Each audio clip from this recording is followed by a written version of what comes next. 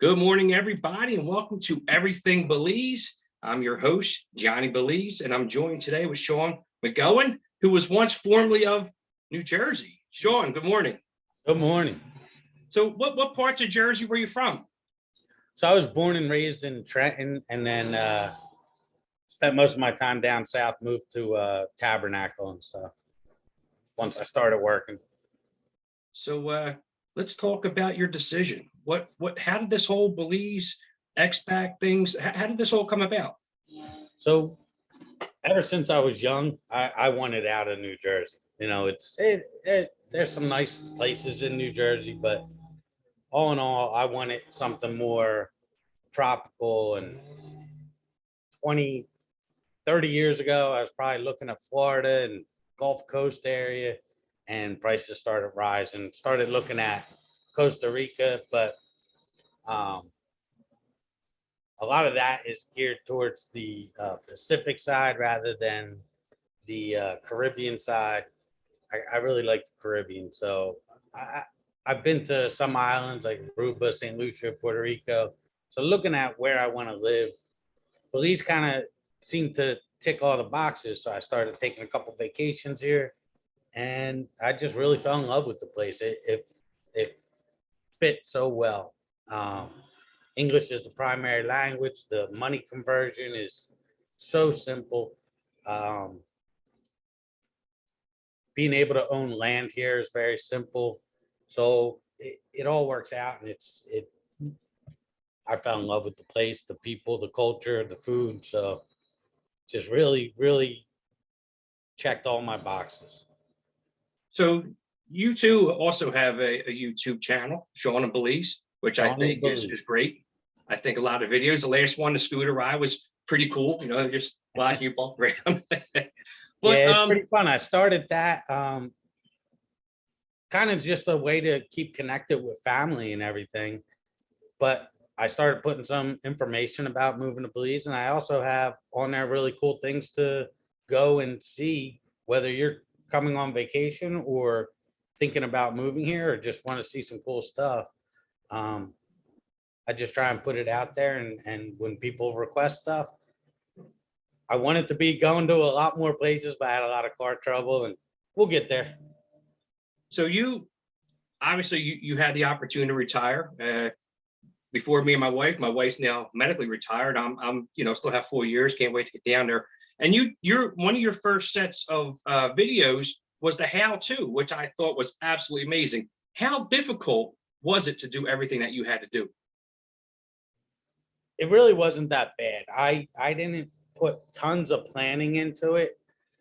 I did put a lot of thought and a lot of research into it. So there were different ways to come. As you know, there's a QRP program, which is for retired persons. That's all changing now. They have new rules coming out for that. But once I realized I'm not bringing boats and planes and all kinds of stuff, I decided I wanted to come on permanent residency and work towards eventually citizenship. So I came down, I packed pretty much just a few suitcases, threw them in the back of my truck with my dog, and headed on down.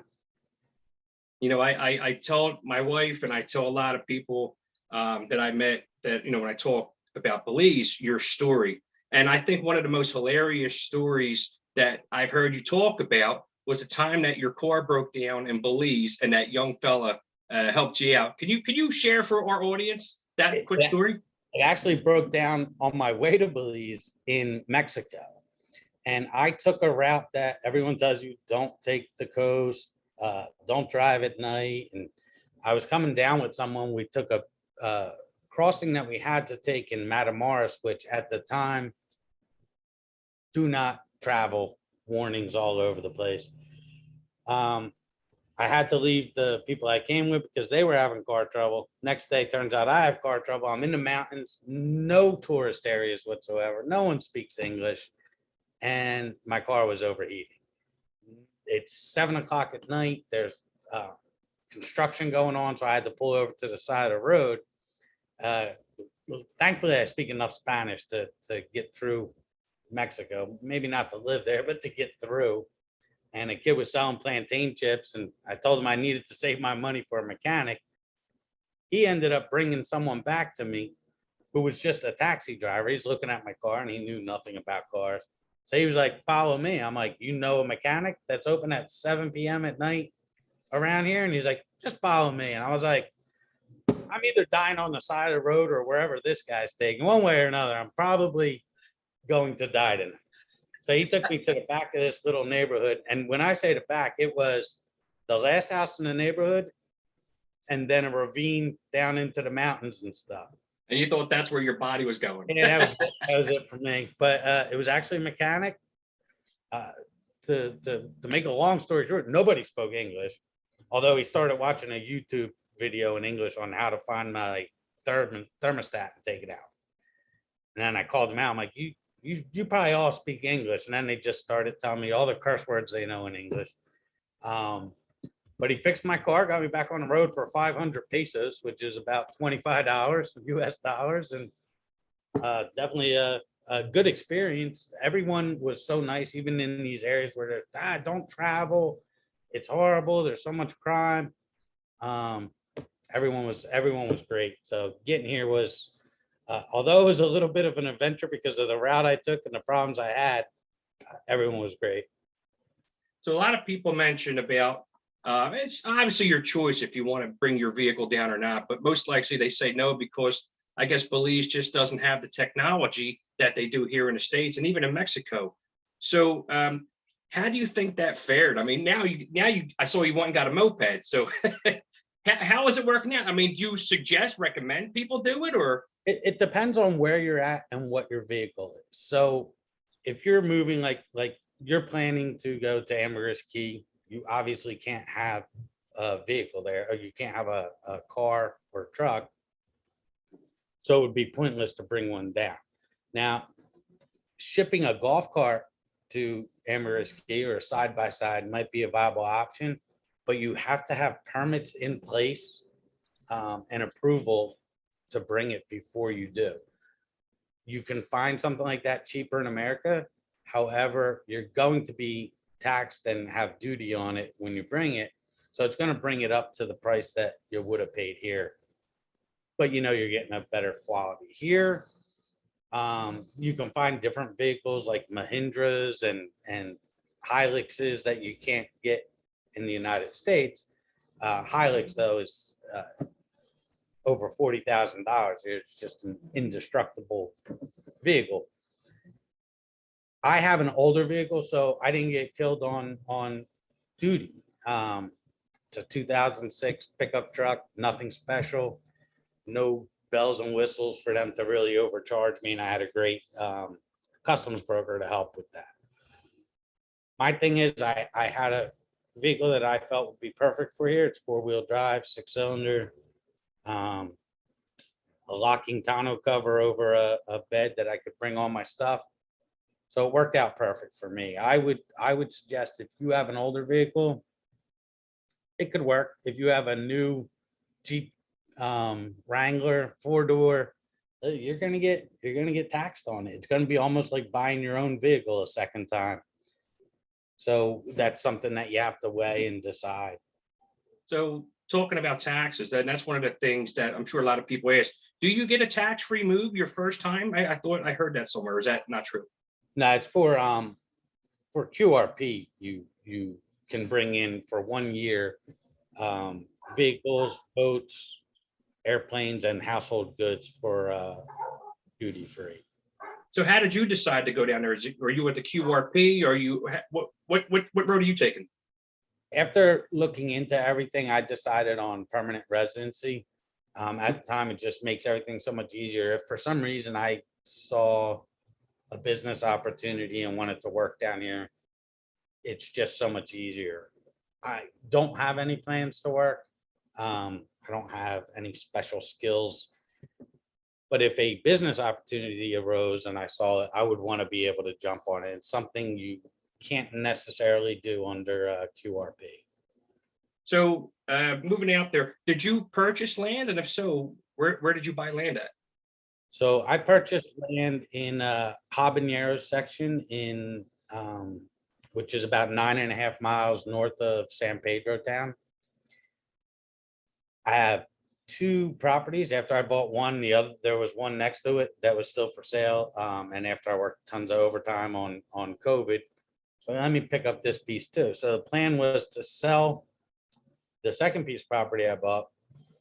The first piece that I fell in love with, I would build on that, and I would stay in Placencia or somewhere on the mainland. I ended up in Placencia. So I could travel and do everything I wanted while my house got built. I figured it would take about a year to design it and have it built. So I plan to spend a year on the mainland. One of those pieces of property are sold already, and I listed the other one because I just really fell in love with the mainland and where I'm at now.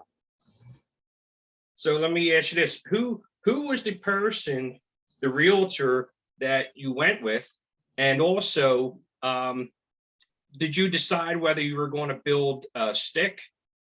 Because I think you could do stick, you can do on site, you can have it barged in. And are you going to do, what kind of structure is it going to be? You're going to be cement or?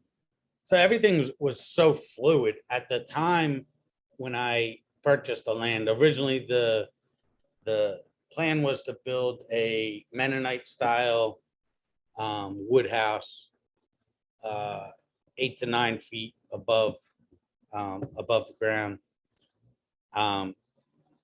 Lumber prices since then have risen so much, and they kind of came down a little, but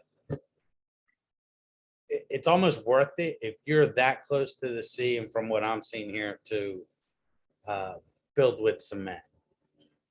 Not only because it's safer for the winds and everything else, but it lasts longer, and insurance is an issue.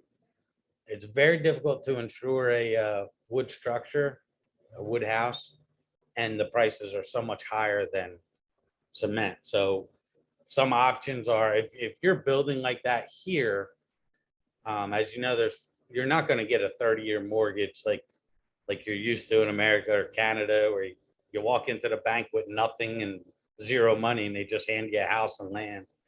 Here it's pretty much cash. So if you're building your own house, there's no requirements that you have insurance on it unless you're renting it out as an Airbnb or registered with the Belize Tourism Board for some reason. So some people just keep money in the bank, and hey, if the wind blows and roof gets knocked off, I know I got to pay for it. Since retirement, how has it been? How has life been for Shawn out in Belize? Oh, the stress level is almost non-existent. Belize is a different country, and you have to come here with a different attitude. You know, we're from the same area. You're in Philly, it's a city. New Jersey, everything's rush, rush, rush. Here, that doesn't happen, especially with government. Everything is slowed down. Everything operates different. And you just have to be able to sometimes just shrug that off, and it is what it is, and have the patience and understanding of that to just wait things out and enjoy life. Like, why get too mad? I live in paradise. You know, that scene behind you there is something I'm looking at every day. Maybe not the San Pedro one, but Was it hard to adjust to that lifestyle? no, not for me. I mean, there's still things that come up where it's like, well, why does this happen here? But it's almost comical. You just have to laugh, shrug it off, and take a look at that sea and the palm trees, and it's a small price to pay for living in paradise. You know, I sit at home a lot, and I'm trying to remember the live stream. I don't know if it was the Blue Grill or Blue Water Grill. They have a live stream. You can watch it on YouTube. And my wife's every day, she's like, "Oh my God, I can't wait to retire. Oh, why can't we retire now?" But like our plan is, our son, you know, is going into high school next year, 4 years. You know, next year I go to the pension board. I got 3 and we're out, you know. So like we envy you, man. Like, you know, we're seeing your videos, and it's like, oh my God, I can't wait. And Daryl and his wife Angela, the Gibsons.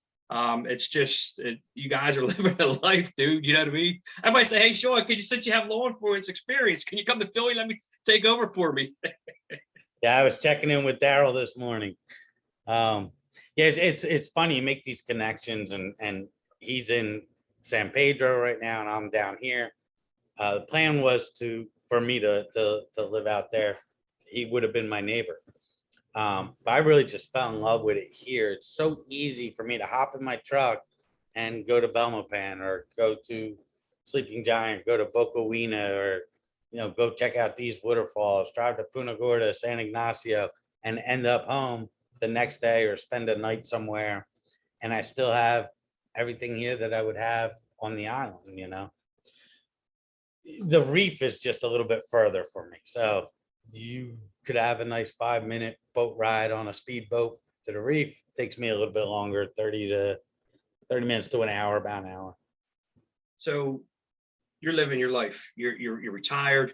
You're living in paradise. And everybody says, you come to Belize, you're living in paradise. So is there anything, although you're living in paradise, is there anything that you miss in the United States? Can't find good pizza here. Coming from New Jersey, especially Trenton, New Jersey, I'm a pizza snob, right? We got the best tomato pie. There's not good pizza. And people will tell you, it's good. You got to try this place. You got to try this. Okay. It might be good Arkansas pizza, but or wherever, but it's not New Jersey. Pizza, tomatoes, and pork roll. Yes, I can vouch on pork roll. It was kind of funny when I bought my scooter. You buy a vehicle in New Jersey, especially, but other places you buy it from a dealer and they can do the tags for you, and you just call your insurance.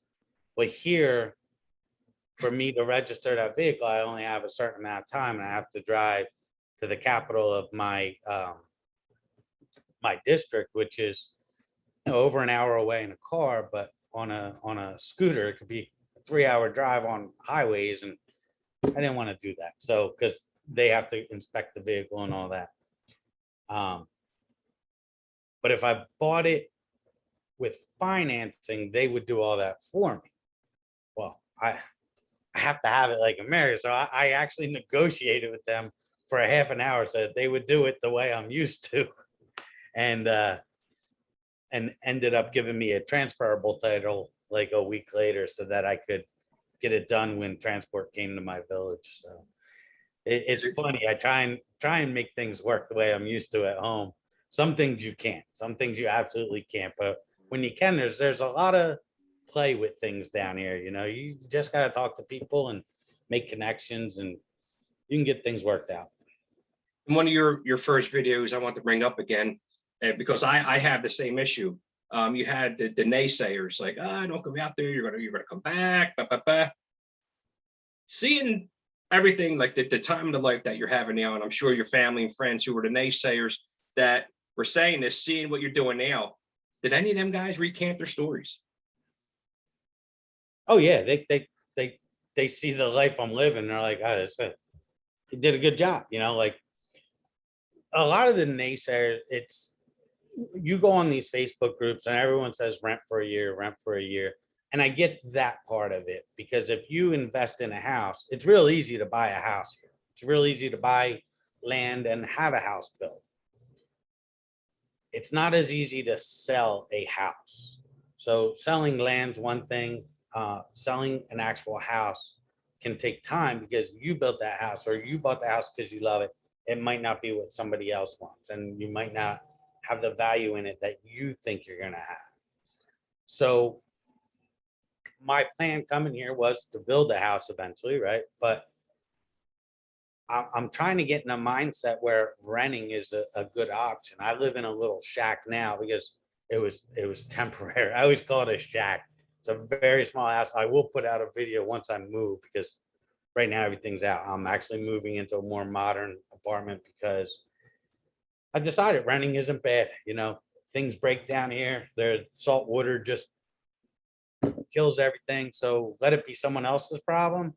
I'll have a set rent and just enjoy life and call the landlord when something breaks. It's funny you mentioned about renting over buying, but my philosophy is, and I had mentioned to people that my wife and I, we purchased our land off of Will Mitchell, and we're in the Grand Belizean Estates, by the way. and let's say it didn't work out. You can always use that as an investment property, right? And just block out days you ever want to come back down. So in all reality, still purchasing a home besides the wear and tear repairs that you have to really wouldn't be a bad idea though, still. It is. A lot of people, I'm watching a lot of people on a lot of these sites saying, oh, I'm going to build a house. I'm going to do an Airbnb. I'm going to rent it out. With the amount of people that have been buying the past year, in the next 2 years, the market's going to be saturated. So you really have to have something special and different to attract people, because the occupancy rates right now really aren't going to pay for a house. And my thing is, I started looking at what's it going to cost to build, and it would take me over 20 years to recover that. And if you're off grid, even longer, because you're going to be replacing batteries and stuff every 5 years or so.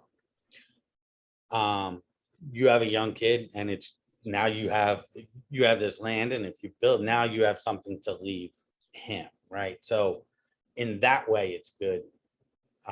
It can go on forever, but for me right now, the renting is it's working out pretty well. So I'm watching. I saw somebody build a house here in 4 months, and I have another friend who is on 18 months at this point, and every week it's it should be done in 2 weeks.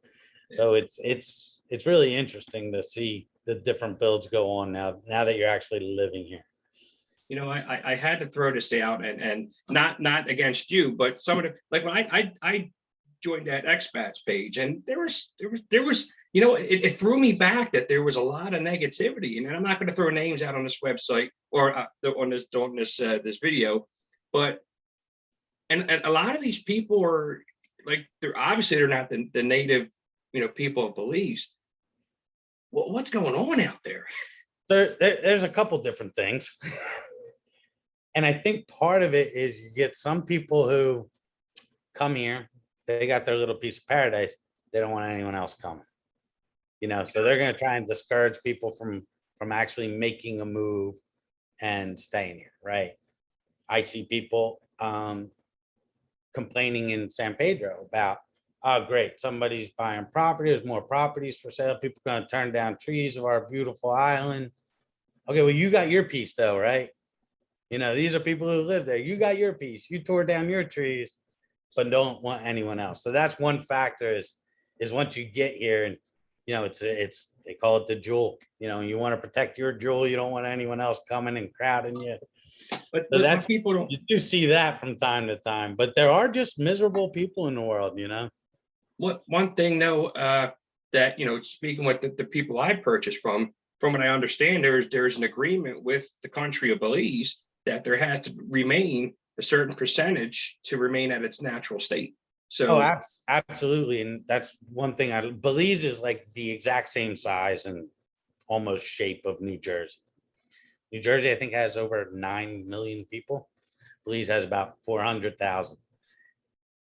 And you look out in these great expanses of jungle and savanna and islands, and it's pretty amazing. One of the to finish it off, one of the sour grapes on the one page mentioned me, and you and I can relate on this. Why don't you ask a question about cheesesteaks? Let's talk about Philly cheesesteaks for a second, because I don't think when people come to Philadelphia, first thing they think is Pat and Gino's and stuff like that. My thing is you find some of the best cheesesteaks in your local corner pizza parlors. Am I right or wrong? Absolutely. And it's Gino's, by the way. You like Gino's? You're a Gino's guy? Absolutely. How about this? Have you ever had Steve's? Gino's is the one with all the lights and colors and stuff, right? Yeah, and they're diagonal. Gino's and Pat's are diagonal. Yeah, Gino's. Pat's just tasted to me like any pizza place cheesesteak you can get anywhere. But for me, it's Gino's, and I know I'll probably catch crap for that. Out of those two. But the best cheesesteak in Philly is not in Philly. Where we go? Watch the Goldbergs. You gotta go to Donkey's in Camden. There's one in Medford now, but Donkey cheesesteaks. I'll have to give that a shout. Unfortunately, now my own slice of paradise is my campground in New Jersey and Right, on yeah. the Driftwood. So unfortunately that's my thing. My wife gets to stay there for the summer once my son graduates, but unfortunately I still got to go back and forth to work. But yeah, hey Shawn, I wanted to thank you for taking time out of your retirement to go chat with me today. I think it was great. Hey, is there possible that you could give us a shot outside the windows there? What's it look like or what? Let's see what we can do. So just unplugged. So like I said, I live in a pretty little shack here.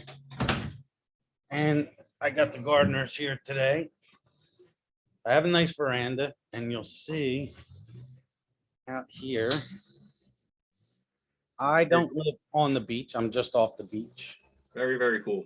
So I'm kind of tucked back in a lagoon canal area. So it's very woodsy back here. It's almost a little jungle. Nice. Very cool. But like you said, you're in a third world paradise country, dude. Oh, absolutely. For this I pay $450 US a month. Wow. And what does that include? Really nothing. I mean, welcome to paradise. It does not include. It said that it included Wi-Fi, but the Wi-Fi is in another house like 50 yards away upstairs, so that's not reaching here. I pay electricity, and other than that, I pay for internet and electricity. But water, I believe there's a septic system here, so yeah, that's all covered. Well, I'm glad I finally. I mean, you and I texted a bunch of times, and we finally get to meet. Via the internet this way. Yeah, it's first face to face, but we probably both feel like we know each other. Yeah, no, absolutely. Each other's videos and texting. I love watching the videos. I enjoy watching your guys' videos out there because I want to see. I love seeing out there. The only thing is I got to get Daryl and Angela out to my spot in the Grand Belize Estates because now my property where the video not too long ago somebody posted the one you were telling me to look for. Yeah, Dolce Sueños. I'm diagonal from that. Yeah, so somebody posted a video from there not too long ago. Yeah. Shawn, it's been great having you on, and I appreciate you taking time. Again, for anybody out there that watches this, the Belizean expats, hit me up, get you on here. I mean, everybody has their own little story to tell about how they got to Belize and why. So, again, do you want to give any shout outs to any of your friends, family up there watching this and the people in Belize? Nah, screw them. But make sure you subscribe to Shawn in Belize. Shawn in Belize, yeah, he's got a lot of great videos, spoke about a lot of the great delicacies out there. Now that rat meal, what was that called? Gibna. I'm gonna have to try that. Yeah, there is a season for gibna, but a lot of these some of my friends came from living in the bush, so they'll eat it year round and like their pizza. Well, yeah, it's not a pizza, almost like a Christmas ham. I don't know. It's to me it was almost like the white meat of pork. Yeah, it's a cool video. Definitely check it out. And I had it stewed, but there's sometimes you can get it barbecued and smoked and all that. All right, brother. Well, time is running out for us again. Be safe out there. Have a lot of fun, and don't forget to mention Johnny Belize too on your YouTube channel. And next thing you know, dude, we'll be going through the roof. Yeah, you should definitely come down for a vacation since you're not retiring. We're looking forward to it maybe next year or something like that. See how everything pans out. Scrap that cruise, jump on a plane, come on down. Yep. Shawn, take care. Be safe out there, buddy. And again, don't forget to subscribe to Shawn in Belize and watch all his great videos. And we'll see you soon, Shawn. All right, you too. Be safe and get to retirement, bub. See you, brother. All right.